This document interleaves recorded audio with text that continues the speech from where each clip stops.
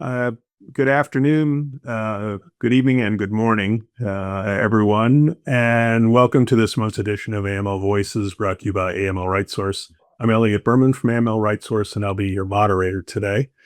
We're very glad to have you join us for this session, the latest on effective risk assessments as the financial crime landscape continues to evolve. The value of a forward-looking risk assessment becomes more important than ever. We're going to explore how dynamic and forward-looking risk assessments can strengthen your financial crime prevention programs. We're joined by an outstanding panel of experts, Brian Fernandez, who's an associate director of financial crime advisory here at AML RightSource, Nicholas Khoury, senior compliance director and deputy BSA officer at Ally, and Megan Bowden, head of enterprise BSA AML sanctions risk assessments at M&T Bank. Before we dive in, just a couple of quick housekeeping notes. Today's session is being recorded and will be available on our website shortly after the event. And if you have a question, please use the Q&A feature to submit your questions throughout the session. We'll address as many as we can as they fit into the conversation. And with that, let's get started.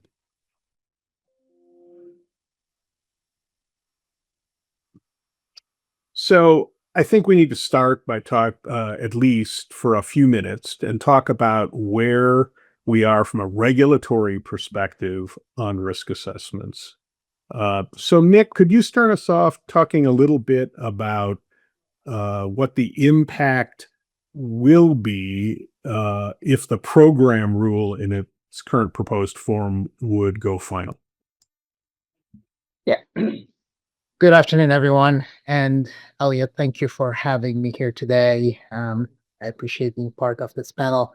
So you bring up a very good point by saying if the program rules goes into effect, and it was proposed last year, and we were expecting or hoping to get the final rule sometime earlier this year, but as we have seen, it has not come out yet. But as a rule itself, when you look at it, the biggest thing that's going to make it change is it's going to formalize and make risk assessment as a regulatory requirement. Believe it or not, although every financial institution you talk to already conduct risk assessments are not necessarily are not a requirement yet. So with this rule, the biggest thing is it's going to formalize risk assessment. But when you look at it, it's going to be, in my mind, it's going to include three pillars that are a little bit different than what most institutions are doing now. One of the pillars that is the biggest part of risk assessment is something that right now all of us probably do. It's assessing your product, your customer, your geographies, your distribution channels. Like all of that is going to be one of those pillars within this new proposed rule. However, there's two other things that's going to be layered within it. The first thing is the national priorities. The national priorities came out back in 2021, and they talked about what are the most important things financial institutions should be focused on within their AML program. And the idea was every 4 year, they're going to reassess those national priorities and list new ones. We haven't seen the new ones, but we already have the ones from 2021. And this rule was going to make the national priorities a formal part of your risk assessments. And the last thing that was going to be a part of this is more a focus on the BSA reporting. So your CTRs and your SARs, while most institutions now take them, include them in the risk assessment, they're going to be more of a formal part within your risk assessment. So it's something else you need to think about as you're thinking of the future of your risk assessments. There were several letters that were sent back, for instance, kind of asking clarification. For instance, one of the things that they talk about is information sources, and they talk about including, for instance, 314As. Now, we as a financial institution, we receive every 2 weeks request for information, 2314As, information sharing, but we don't necessarily know why this information is being requested. So for us to start including 314A requests directly into our risk assessment, we need a little bit more clarity on the reasons, because not all requests, it could be a benign request or it could be something really serious. So because you don't know that, including that as a factor is not always the easiest thing to do. So there are a few things in that rule that probably need some clarification, but overall, this is kind of the gist of this new regulation and how it's going to shape up the risk assessments. Megan, Nicholas mentioned that the proposed rule would formally pull the national priorities into the risk assessment process. Can you talk a little bit about how, if at all, you at your institution take the national priorities into your risk assessment now where it's not a requirement? Sure. So, as part of our deployment strategy, what we call our deployment strategy, we look at those national priorities and we kind of see where we have those mapped throughout our BSA program and where they're being covered within transaction monitoring. And we've also taken some of that work within the that document and brought them into some of our control pillars to see where we have coverage within our program and where we don't. And so that's the extent that we've incorporated the national priorities is discussing some of those national priorities specifically within our control pillars and talking about, do you have policies and procedures over this? And do you have policies and procedures over that? And exactly how we are using and how we're reporting on those national priorities specifically. So, without real clear guidance on how to incorporate them, that is the approach that we've taken, and so far we haven't had any criticism over that. Certainly I would welcome more specific guidance. And if this proposed rule, does become a final rule, I think that will clarify some of the ambiguity that everybody's kind of doing things a little bit differently because it doesn't specifically tell you how you need to do it or what specifically you even need to incorporate at this point. Yeah, Uh, Go ahead, Nicholas. No, go ahead. I was gonna add, like, if you talk to most financial institutions, very few have started to include formally anything on the national priorities within the risk assessments. However, most institutions, like including us, we've done kind of a side assessment that is outside of the main risk assessment to look at the national priorities, look at their applicability against the business lines, look at the controls that we have, and then come up with like a low, medium, high risks so that we're aware of kind of those risks. But to be honest, like Megan said, until we get a little bit more clarity and guidance on what we're supposed to do with the national priorities, right now we're just kind of waiting pattern for that. The next large area that we like to talk about are what are the attributes of an effective risk assessment and leaning into the word effective. So, Megan, I'd like to start with you. As you go through your annual risk assessment process, who's the audience or audiences for your risk assessments?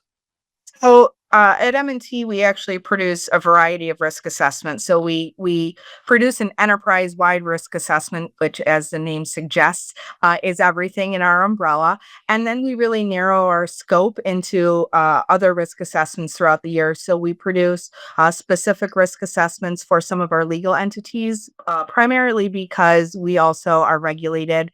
Those other legal entities have different regulators, and so we need to carve those risk assessments out separately. We also have risk assessments that we produce for entities that are outside of the US. So Canada, international, we're in Europe, those are separate. And then we also do separate risk assessments for our business unit. So each has a different audience. Our enterprise wide goes to our risk committee of the board, goes to a compliance steering committee. The legal entity risk assessments go to those specific boards, and then our business unit, and also for our international entities, and for our business unit assessments, those just get presented to senior executives for those particular business units. So it's a little bit different, kind of the structure and the approvals, depending on which assessment it is. But we do cover a wide variety outside of just our enterprise wide. I want to take just a little bit of a side tour here. You mentioned that you have some entities in other countries, Canada and others. Uh, do you see a significant difference between the risk assessments, not in terms of the risks they find, but in terms of the process you use uh, Wow, in it's pretty Canada and much. other countries? Yeah, it's pretty much the same. There are some specific, some guidance specific to UK that we need to follow. There's a bit of a different definition of PEPs that we need to follow when we talk about the UK, and so we've kind of broadened our definition overall to an extent in order to make sure that we are covering, that requirement. But for the most part, I would say our process overall is consistent across all of the risk assessments. Our inherent risks, our pillars, that all stays the same. Applicability. The only difference I would say with our pillars is that obviously some of the regulations are applicable in the UK, maybe aren't applicable in Canada.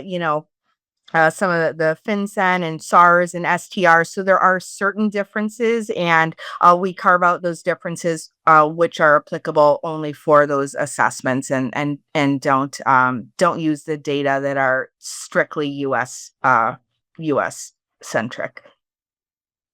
Brian, one of the key elements, I think, in any risk assessment process is gathering the right data from the right sources and presenting it in ways that is more than just a data dump, but it really is supporting actionable business intelligence and is really helping the various audiences that Megan talked about do something with it other than say, oh, the risk assessment's here, which is not adequate, obviously. What are some of those key data points, and what do you see? Where do you see clients maybe changing them as we go forward? And also maybe if you can touch, if you see some common areas of data struggles. Actually, on the data side is where some institutions fall a little bit short, at least below expectations. That's one of the criticisms that regulators tend to highlight. Typically, in a risk assessment, and Megan highlighted a wide variety, wide varying, I should say, of risk assessments. The most essential part of a risk assessment is essentially highlighting your risk profile, highlighting the inherent risks. There's both qualitative and quantitative components that feed into it. Where you can leverage data, it is essential to highlight. So you have a review period. You certainly want to isolate data. We look at certainly customers, how many customers you have, how many new accounts you've opened, how many accounts you've closed. You want to see that fluctuation in products and be able to illustrate it in metrics to support the risk assessment. In terms of also supporting inherent risk, you're certainly looking at the transactional side. You want to highlight pretty basic metrics, things like volume and value. But I think the key metric that you want to be able to highlight is trend analysis. You want to be able to look, even if your review period is 1 year and this is something you perform year over year, you want to be able to have comparative analytics, because that is how you justify your inherent risk, if it's changed or hasn't changed at all. So if it's stable, the numbers year over year should reflect that your number of customers, the number of accounts you open, the number of products that you have. If the trend analysis can demonstrate and illustrate that it's remained relatively stable, that justifies the inherent risk rating you're applying. Now, the reverse is, if you're not leveraging those metrics, and there are spikes year over year, either on the high end or the low end, and your inherent risk has relatively stayed the same, that is something that the regulators will pick apart. So we want to make sure that, yes, we're leveraging key data inputs for the review period for this specific risk assessment, but wherever you can leverage historical information, historical data points, that is essential to ensure that you are properly tracking your inherent risk year over year. And that is well before you even get to your mitigation and controls. But from an inherent risk standpoint, if you want to justify changes or even justify the stability year over year, it's super important to leverage trend analysis over a historical data period of time. Can I, sorry. Can I add one thing on the data topic? Brian, you're absolutely right. But one of the big things that you struggle with, and where are you getting your data from? Who's getting your data, and how do you make sure that it's complete and accurate? You know, I I've seen a lot of times institution fall to the with the issue that, well, they got the data, but they're not necessarily validating it, making sure that it's accurate. And when you run it and you build your risk assessment based on it, then you identify that was wrong, then your entire risk assessment is wrong. So I know, if you look at also some of the recent enforcement action, there's a big push on data and quality of the data, for accuracy of data. Um, so it's another thing where, I've got to be focused on data with like things with transaction monitoring and stuff like that. But data here in risk assessment is also as important because it's really driving everything for you from your risk-based approach for your program. And Nicholas, Ellie, if I could just chime in, Nicholas, you make a wonderful point, and that's also where data can also be leveraged to evaluate your risk mitigation and controls. So part of the validation efforts that you noted, wherever you're sourcing that data from, if it's a specific business unit in your organization, if they do validate their data regularly to ensure data accuracy, that is something you want to highlight in your risk mitigation and controls. That is something you can leverage. Any type of audit feature in reference to data that validates it, absolutely, you want to reference that in your controls. And likewise, you mentioned transaction monitoring. Those are really important data outputs that you can leverage for risk assessment, well, to show the efficacy of your controls. So while data is super critical to ensure that you're properly assessing your inherent risk based on the risk categories you select for your risk profile, the ones that are applicable, it's also super relevant for risk mitigation and controls. At the end of the day, a risk assessment is not typically treated like an audit. So you want to make sure that you leverage those exercises that have been conducted externally. So whether it's an audit, a system validation, anything that you can validate the data that you are leveraging for this risk assessment, that is considered a control, and you should certainly highlight. Just to add to that your risk assessments are really only as good as your inputs. So if you have bad data going in, you're not going to get the results that are going to be meaningful or that you're going to be able to use within your organization to keep your program moving forward. So it's important that you're tracking your data gaps and what exists, and continuing to move those forward and making business decisions. Whether it's a small risk, not having that particular data, and, what you want to include in your assessments and what you don't as far as data. But making sure that you're tracking, when you have a gap, when you found an error, that you're tracking those to completion, and you're tracking the decisioning around how you're going to proceed with that gap, how you're going to close it. For us, pain point in data has been acquisitions. There are certain things that we historically at M&T have, and a lot of times that data doesn't come through in acquisitions, particularly channel. I found a lot of times that's just something that doesn't come through in our data with an acquisition. So we don't know how an account or a relationship originated through what means.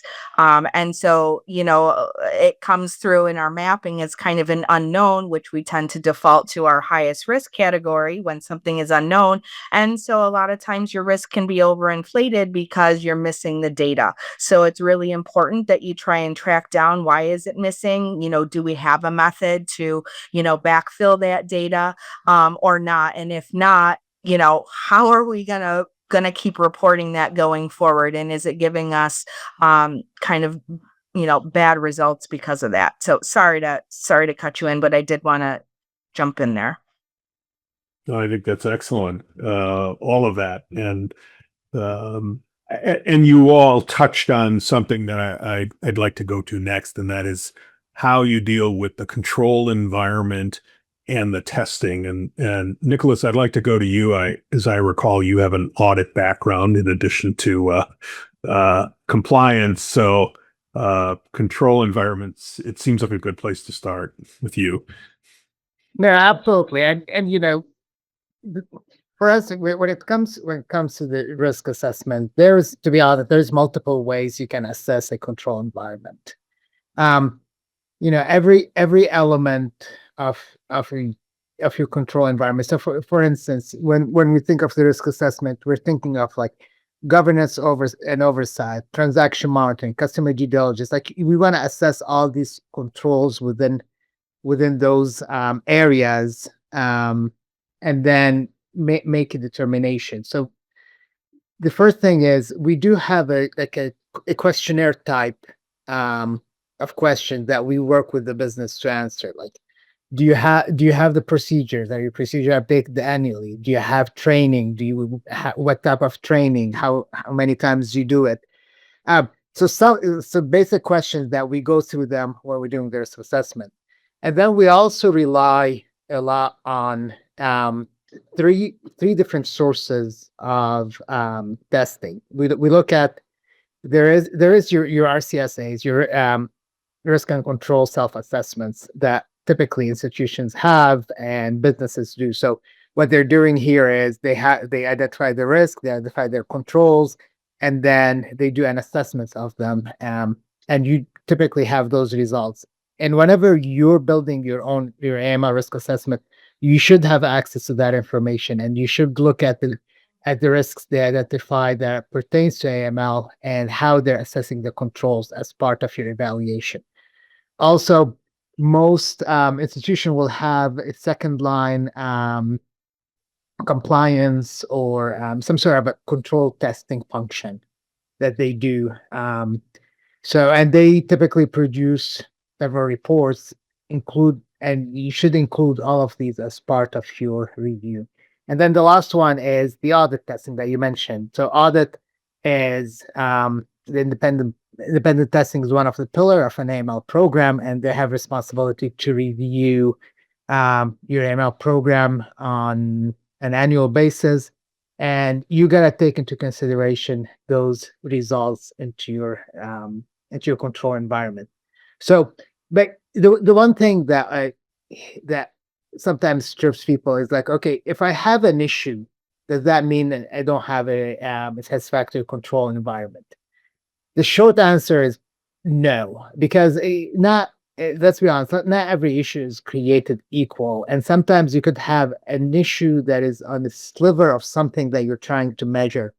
While you should account for that, while you probably should explain why this is not a big deal, it doesn't mean that you're gonna have to automatically downgrade your control environment for that aspect. So it's honestly, I'm unlike the inherent risk where it's very highly quantitative driven.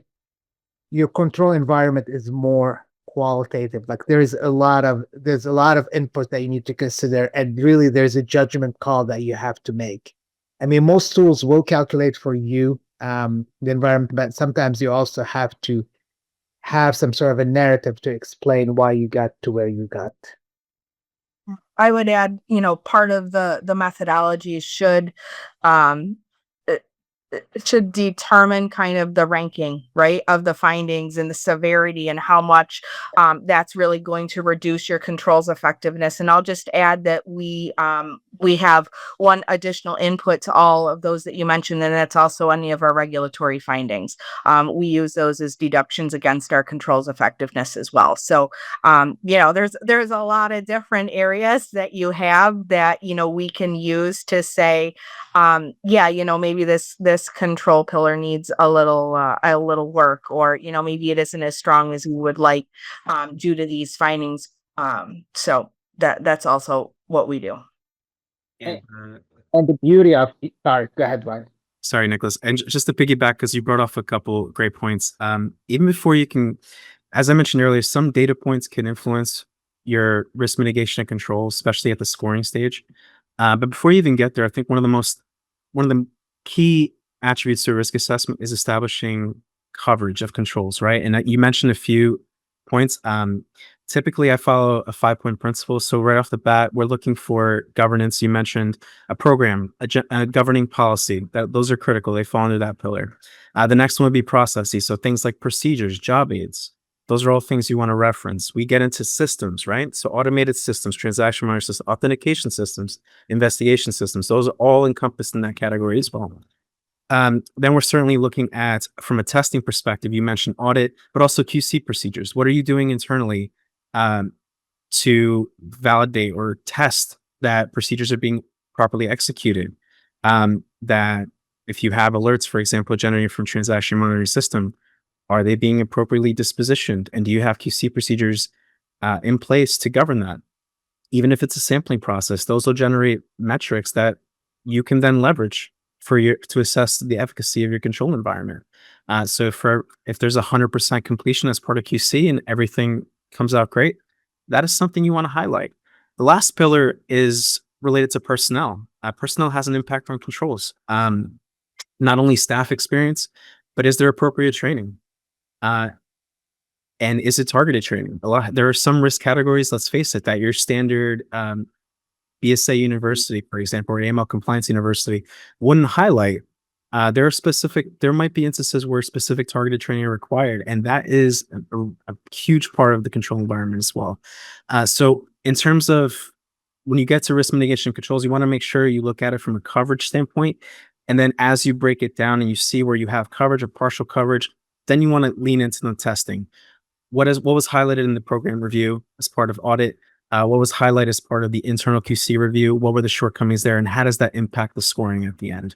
I think those are I think leveraging those two components would ultimately generate the most accurate scoring, and certainly something that you could easily support narratively, as Nicholas mentioned earlier, within the report itself of a risk assessment. When you're gathering information related to the control environment, several of you mentioned that one of the sources you go to is internal audit reports. And one of the things that internal audit reports now routinely have are open items. Most organizations have a remediation process where you need to build a plan and then follow that plan ultimately to close the issue, similar to what you do with open items coming out of an exam.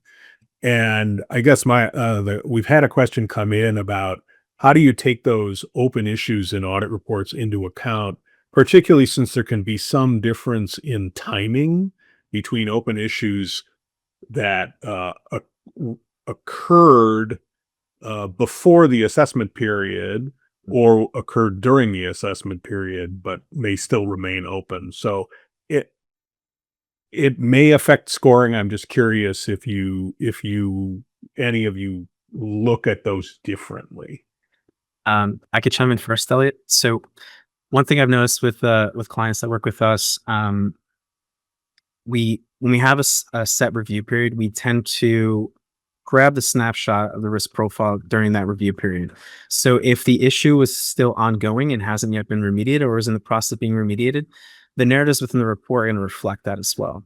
The one thing that we do highlight, especially if there is a proper remediation plan in place with target dates that fall outside of the review period, typically in the executive summary of a risk assessment, you'll want to have some type of forward-looking piece involved, not only where you're looking at emerging risks, potential trends moving forward that could increase the risk, but you also want to highlight things that could, in the future, reflect on your controls. In this case, as part of remediation, you can highlight in the future state that you expect these controls to be remediated, to be corrected, to be improved, and you expect a positive impact to your control scoring.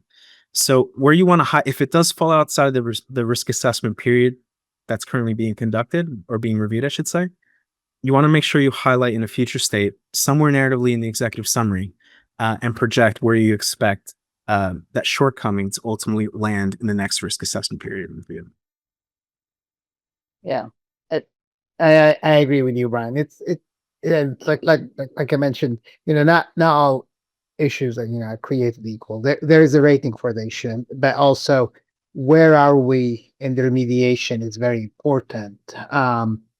If you are really like at the end, you're in the burn-in time, and you can see that the business has implemented the control, they're just waiting on the the issue to be validated and closed, then you might, although your system might say, well, this should be, it needs improvement now, you should have the ability to override that rating and explain why you think it's satisfactory now because the business has done what it's supposed to.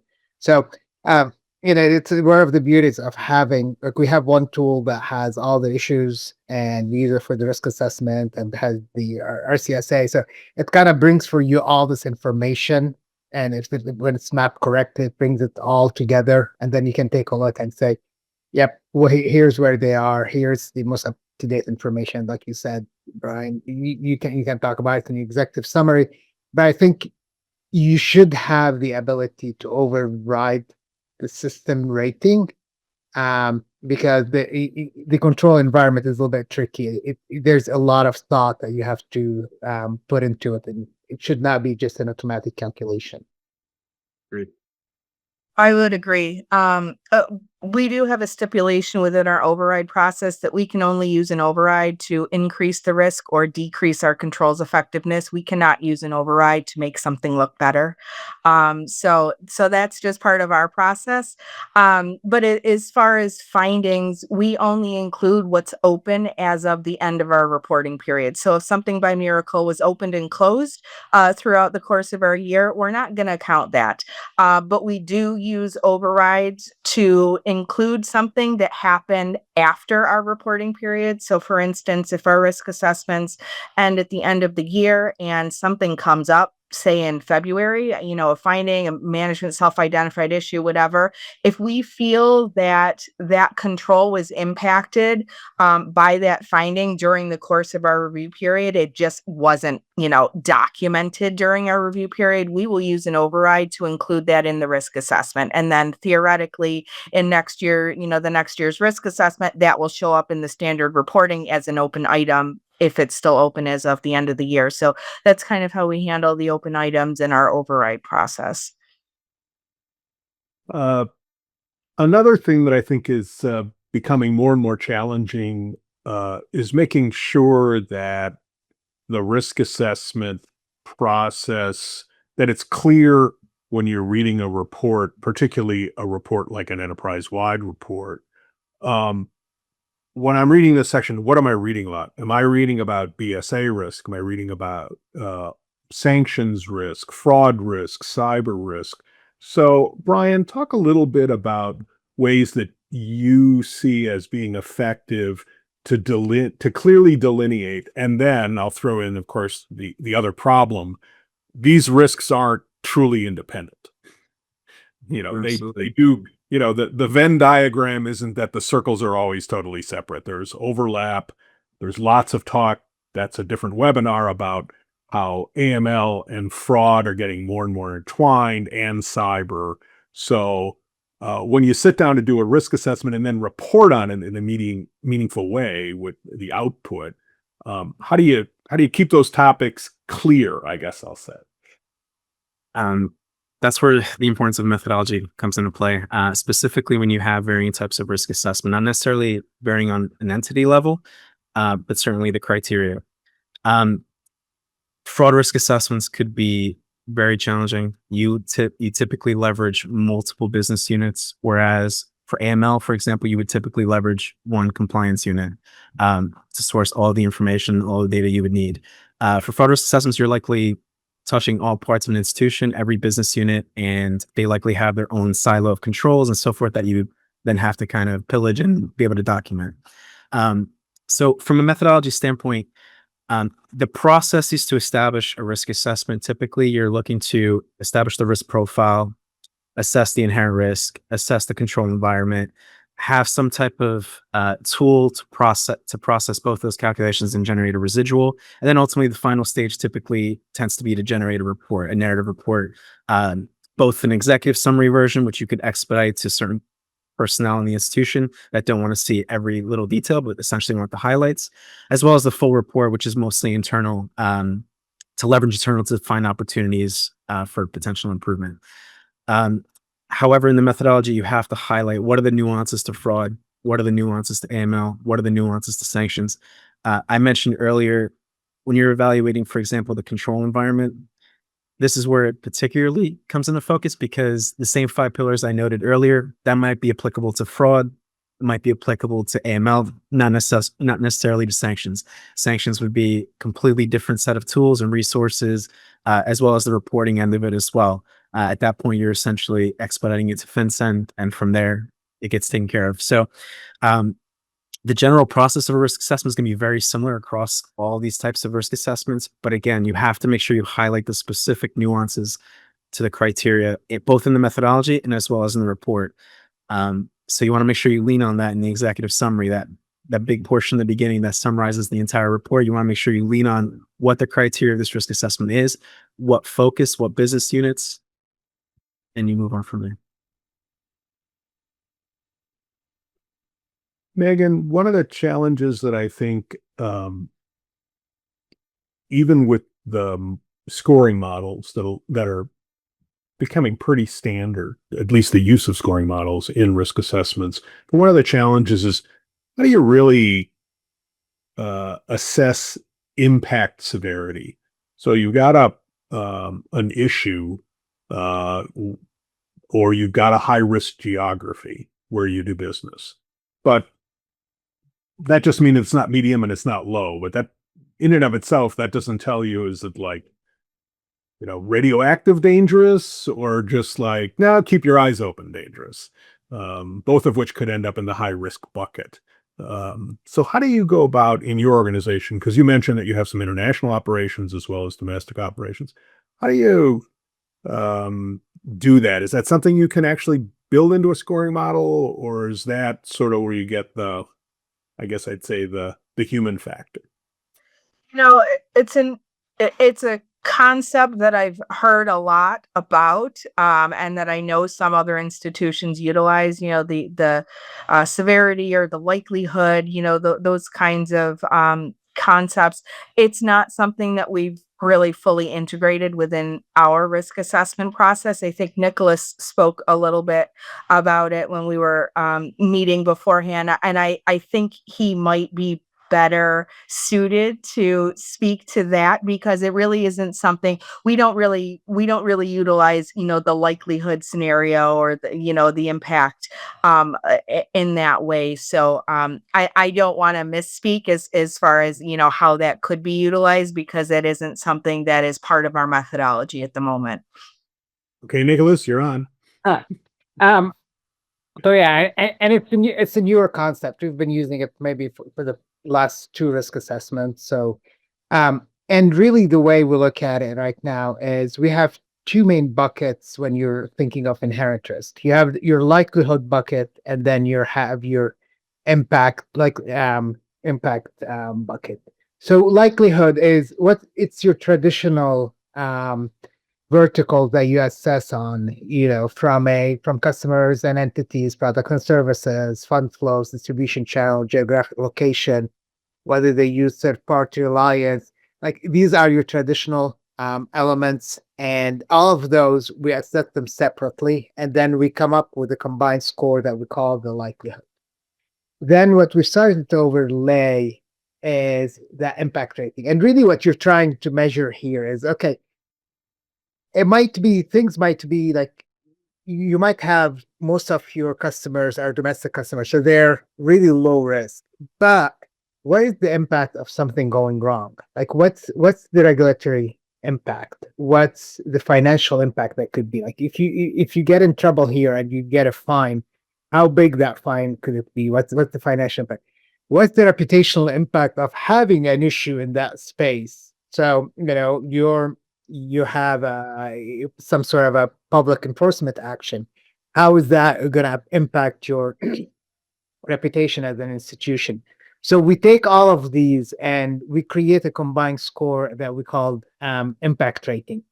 And then our inherent risk is really the average of that likelihood rating and that impact rating will give us our inherent risk. So it's something new that we've been using, but I think it really helped to show, have a spotlight on those regulatory impacts that are not necessarily baked into your likelihood elements. Okay. So Brian, I think another thing about any kind of assessment, risk assessment, internal audit report, regulatory exam, is that um, it helps you confirm what you know, and occasionally you get a little bit of a surprise and find out what you didn't know. Talk about how that, uh, in particular, arises in the risk assessment concept. Yeah, one of the unique things about a risk assessment, it's pretty much like you said, when you're developing one, you have a pretty good idea of what it should be even before that process is fully executed. Even if you leverage a third party, it ultimately is a collaboration. It's not independent. The institution itself owns the risk assessment. One of the unique things that I've seen, especially since tying back something I mentioned earlier about future state, is when you do get those surprises, especially when you look at things from a coverage standpoint, you might think you have effective controls, but all of a sudden, when you're considering governance, systems, processes, personnel impact, testing impact, if there is some kind of shortcoming in coverage, that might come as a shock or might come as even a surprise, right? Especially when you start to consider that regulators are more and more looking at control environments on those principles.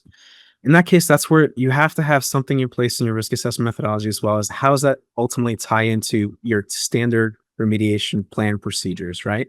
You have the same way you would leverage audit findings to develop a remediation plan, you would have to execute the same based on risk assessment outcomes. Because at the end of the day, even if you have a satisfactory control rating, if there's still area for improvement, area to increase efficiency, that might still be enough to create a remediation plan. Like, how can we improve this further? How can we improve our coverage?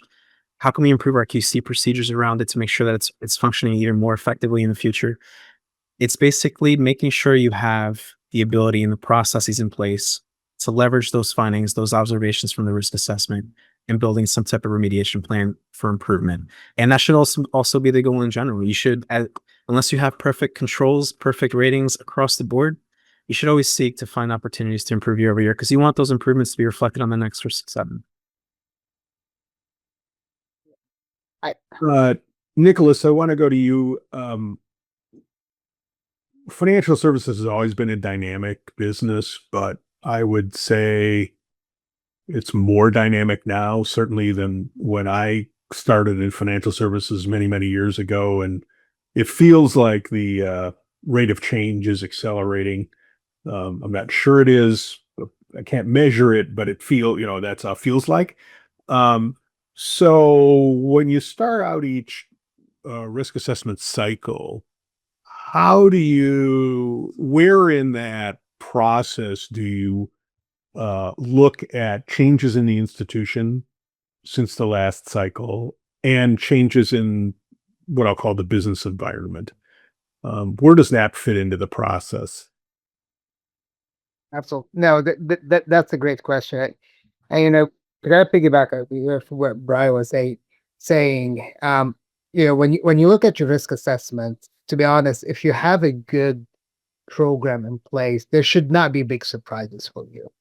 So when you're thinking of changes within your organization, the dynamic environment, the new product, for us, we have what we call like mini risk assessments that we do every time the business has a new idea or new product or new channel or anything like that.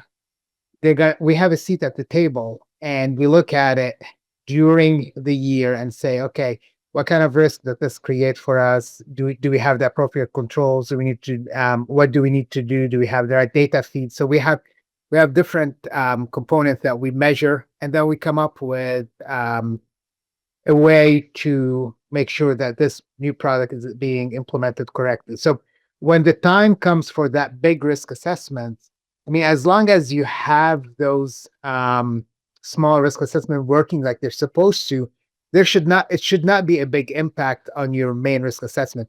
You should talk about them. You should talk about the control that you have in place about all of these. You should talk about the rate of new product that have gone into, and it could significantly change the inherent risk for some of those areas. If like if you only say, for example, we used to do domestic wires only, now we've gone international, that's going to significantly change that risk for that area. But that should not be like a surprise for you. It should not be something that you did not account for if you are doing what you're supposed to do during the year.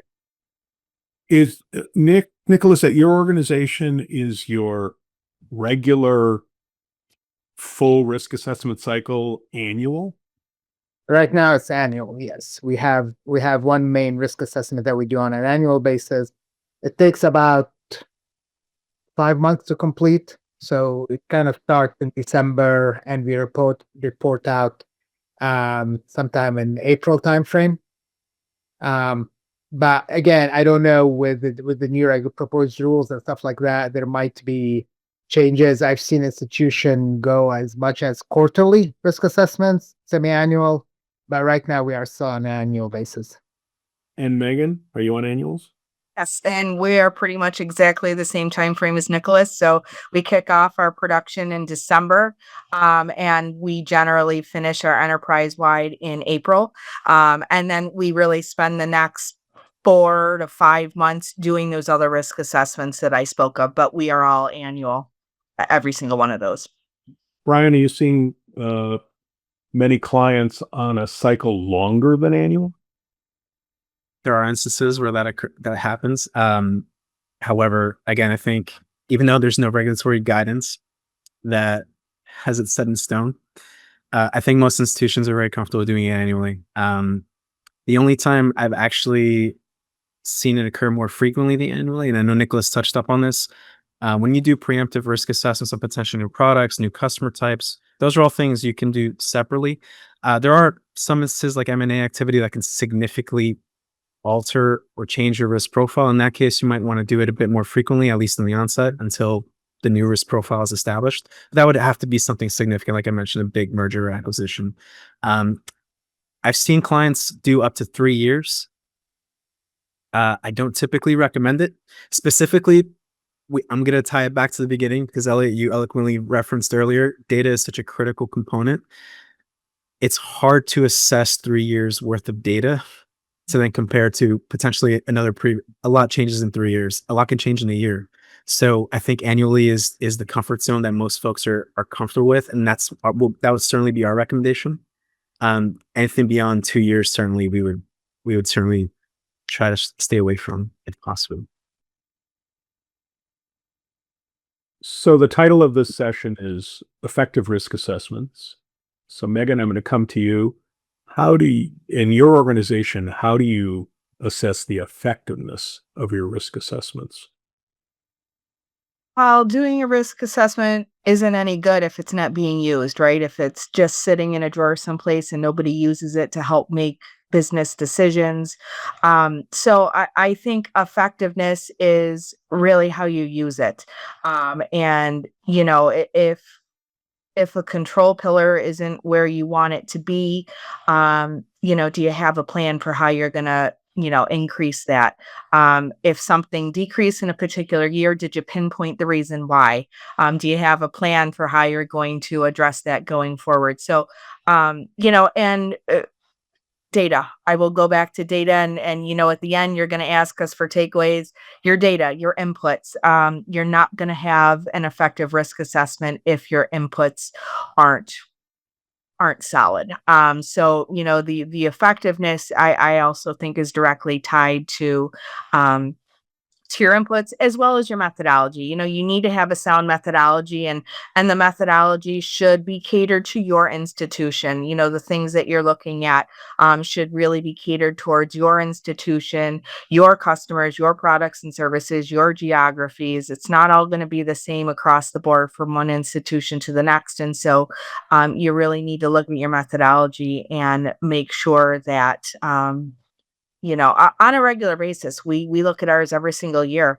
We make small tweaks, we make big tweaks sometimes, but you shouldn't set your methodology and never look at it again. It should be something that you're constantly reviewing. You should be on top of current trends and current risks and the impacts to your institution. And you should always be tying that back to your methodology and saying, you know what, we set these thresholds, way back when. We really need to make sure those still make sense today. So I think all of those are really important to making sure that your risk assessment is effective in your institution. Go ahead. Yeah, I was gonna say, Megan, you said something really important. Like, kind of, if risk assessment ends up in somebody's drawer, and everybody's reading it. It's kind of useless, and that's where I feel it goes back to, like, know your audience, know who's reading them. Like, if you produce a 500-page risk assessment and you send it to your board, probably they're not gonna read it. Like, there's you gotta be able to have the right size for the right audience. So whenever really, for people to derive meaningful results out of the risk assessment, it's gotta be packaged the correct way for every level of audience that you're presenting it to. Yeah, I think in a prior life, I was a corporate secretary and worked regularly with the boards of directors. And it was always important to think about what information they needed to fulfill their role. Why were they getting whatever report, including risk assessments, and what was their role other than being informed, and make sure that they got a communication in the form that really spoke to their responsibility. And that's very different, as it tends to be more and more focused as you go upstream in organizations, but it's not. I wouldn't say that's a immutable rule. So we are coming down near the end. I do want to ask. I've had a number of questions and been trying to sort of ask questions without saying we have a question but I do have a question. Someone raised about whether or not either of you and Brian, any of our clients, are using the Wolfsburg risk assessment model, or at least look at it as part of their risk assessment design process. So I would say the Wolfsburg model was actually pretty relevant quite a few years ago. I think as we've evolved, I wouldn't say it's been used or leveraged as a template. And as we've even engaged clients that saw our guidance, and they would typically have something that would mimic it pretty closely before we then leverage our own methodology and our own tools to improve their processes. So I think we're slowly straying away from it. It might be a little bit outdated. I don't think it captures a lot of the nuances, a lot of the new things that could potentially become a regulatory requirement moving forward. But certainly, I think if you need a starting point, if you're starting from scratch, it's not a bad way to start. But I would certainly recommend improving on it as you progress. And then the other question that I want to, I'm going to take a couple of questions, blend them together, and I think I know the answer, so I'm just looking for confirmation. When you do your control review as part of a risk assessment, you're looking at all the controls. So it doesn't matter who manages or designs that control, if it's in the first line or the second line, or a different business line or whatever. You're doing what I'll call a comprehensive control environment review. That's what I would expect. That's certainly what the institutions that I was with, it wasn't, well, we're going to look at Bob's controls, but not Mary's controls. You're not getting very far. You don't get enough to really know what's happening when you do it that way. So, absolutely. Okay. Well, as Megan prefaced earlier or foreshadowed, I'm going to go around the table and ask you each for a couple of useful takeaways for our audience. And Megan, I'll let you re-emphasize yours and give us one more. All right, I'll give you my three again. Make sure you have clean, good data. Your inputs are your most critical piece. Make sure you are reevaluating your methodology on a regular basis and stay on top of current trends, risks, and how they're impacting your organization. That could be, outside influences, things that are happening in the world, things that are happening in other countries, sanctions. It could be new products and services. It could be acquisitions within your institution. So staying on top of those things definitely can impact your risk landscape. Nicholas? Um, I'm gonna reemphasize data because you can never emphasize how important it is. The other thing I would say is I think risk assessments are gonna become much more important once if we move into a more of a risk-based AML program. Like let's be honest, right now we talk about risk-based, but even if you have a low risk area, if something goes wrong, you guys still be held accountable. What you hope for is one day is you have really a risk base, and then if minor things go wrong in a low risk area, you're not going to be that's penalized as on a high risk area, and that's where your risk assessment is going to play a very important role in showing why this area is low, why this area is high. So just make sure um, you focus on them, especially for the future.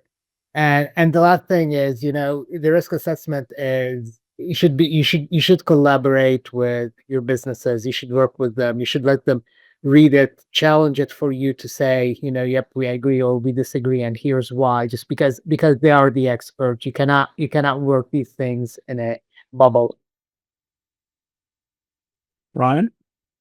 Megan and Nicholas very eloquently covered a majority of what I would say. The only other thing I would touch up on is these risk assessment tools are consistently improving. Not everyone does everything the same, and it could be vendor based or even internal at an institution. Don't be gun shy about exploring other tools that are out there in the market, even if it helps inform your own or even potentially outsourcing it. Don't be gun shy about taking a look at how other people are leveraging tools to risk rate themselves, to leverage the inputs of inherent risk mitigation controls, and how it ultimately calculates a score, and evaluate the flexibility it gives you. Nicholas mentioned earlier, and so did Megan, about potential overrides and how impact could potentially, um, you know, change things. You want to make sure you have tools that are flexible, that you give you the flexibility to consistently add risk categories or products, services, anything that could potentially change in your institution over time. So yeah, don't be gun shy about taking a look, reaching out to any resource that could potentially help inform again, internal or even provide a tool externally. Ryan, Megan, Nicholas, thank you very much for your thoughtful insights and all the practical guidance. Also want to thank everyone who joined us today, and we hope that you found the discussion valuable and thought-provoking. If you'd like to revisit today's session or share it with your team, the recording will be available next week on our AML Voices webpage on our website. In July, we'll be discussing how AI can impact your financial crime compliance program. That session will live stream on July 24th at 1 p.m. Eastern Time. And you can register for the July webinar and check out our other resources at amlrightsource.com. On behalf of all of us at AML Right Source, thank you again for being with us. Stay safe, stay compliant, and we'll see you next time on AML Voices.